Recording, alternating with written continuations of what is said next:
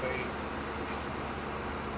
eyewitness look and account of what's going on relative to the oil spill. Members of the committee toured the site. We'll go to the Incident Command Center there shortly for a formal briefing. But as part of the Homeland Security oversight responsibility, we're here to see what's going on, to hear whether or not there are enough equipment and manpower and other opportunities available to address the response around the spill. Members of the Coast Guard and others have been very supportive of this effort. And again, this is the House Homeland Security Committee. We're here to look at the oil spill, the response, as well as the coordination around the response. We will now hear from our local congressperson, who's also a member of the committee, Congressman Gow.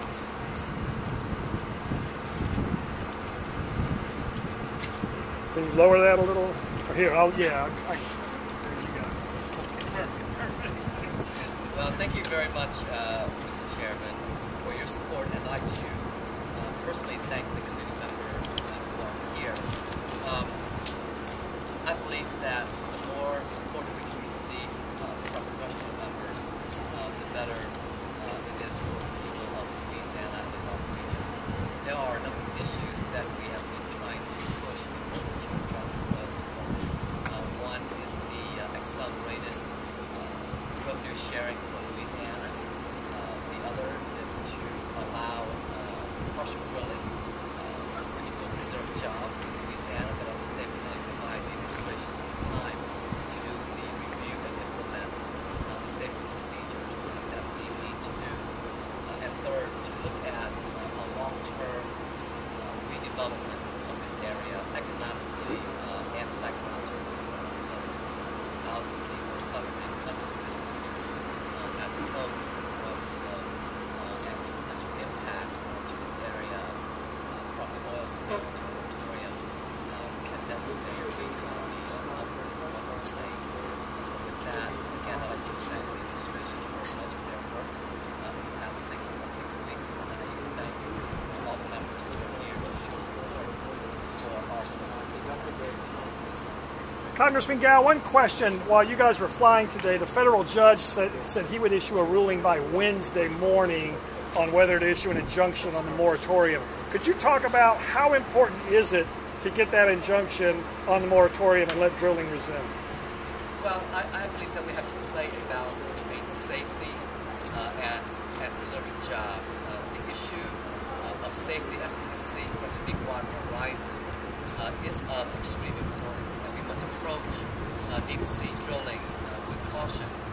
But at the same time, there's also the requirement to preserve jobs in Louisiana, and I believe that to allow partial drilling would achieve both of those goals. And a question for whoever. Excuse me, Jess Smith. We're going to allow a couple other people to talk, and then we'll do this question. Congresswoman Sheila Jackson Lee is the subcommittee chairman on the committee. She's from Houston, Texas area.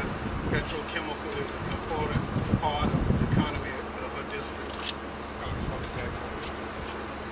Mr. Chairman, thank you very much. It is extremely important that the key committee that addresses natural and man-made disasters for the United States of America come and see firsthand the enormity of this crisis. This is a raging disaster.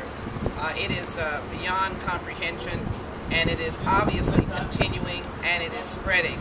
So I want to thank all my colleagues on both sides of the aisle and the chairman for establishing the importance of this disaster by the presence of the Homeland Security Committee being here today. This committee's jurisdiction is to protect America, and to protect America in its borders, and as well to be the first responders in times of crisis. There are several issues that I'm concerned about. One, whether or not we have all the equipment from around the world that we can utilize. It seems to me that we should be lining up and registering the necessary vessels and skimmer equipment right now. I think that is certainly of concern.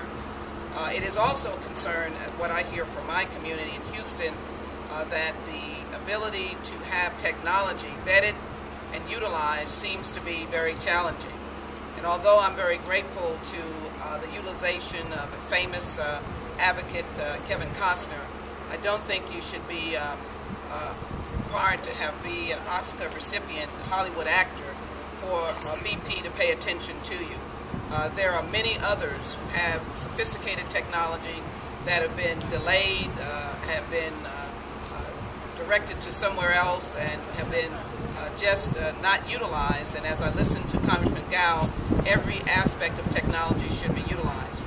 Then I think it is important to address this question, how do we come back to offshore drilling? None of us want to concede the question of safety because of the horrific tragedy of the Deepwater Horizon. So I think it is important to note that the Secretary of the Interior, working with the Secretary of Homeland Security and the other cabinet members, have this region's economy right front center, and they have their safety right front center. I happen to believe that they're going to diligently vet the safety questions and move quickly on responding to the need for the work to be